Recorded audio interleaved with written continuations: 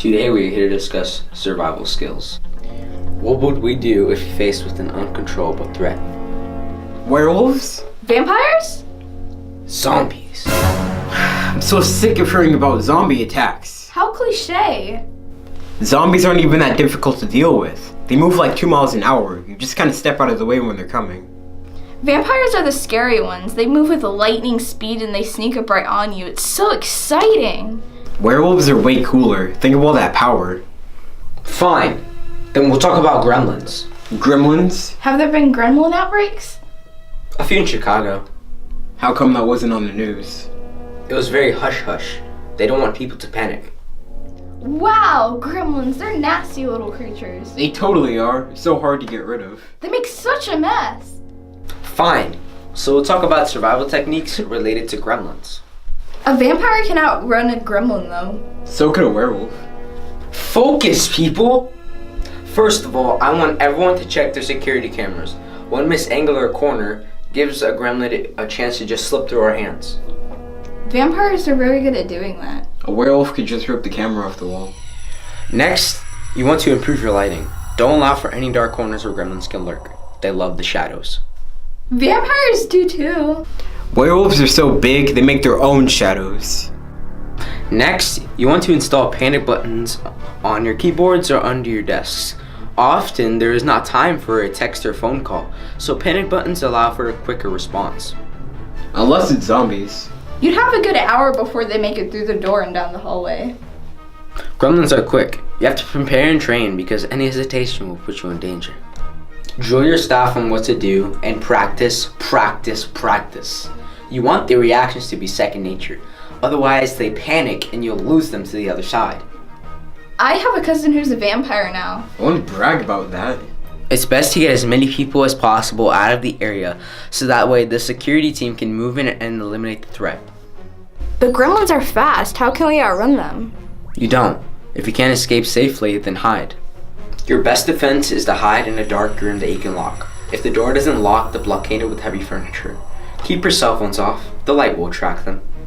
Vampires hate the light. I bet you can blind one with your cell phone. If you are certain you will not be detected, then contact our security forces.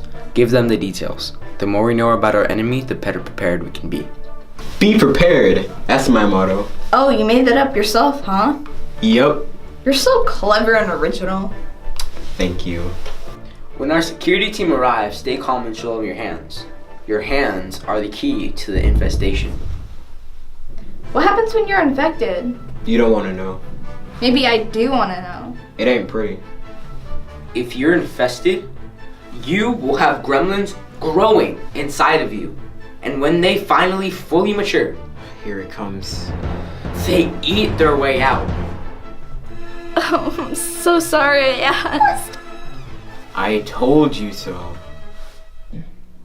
So keep your hands free. Leave all your belongings. We don't want any gremlins sneaking out in your bags or your purses. What if you have a designer purse?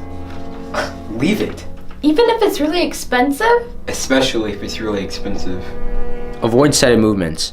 Gremlins are fast and require lightning reflexes, so stay calm and move slowly around security. And don't be a screamer. Don't look at me. That will attract the gremlins and make security shove harder. What if you're stuck for a long time in your shelter? You should have water stored in your shelter. 1 gallon per person per day. And don't throw water on the gremlins. It is not pretty. Is it true you can throw water on witches though? Yes. Gremlins no, witches yes. Store at least a 3-day supply of non-perishable food.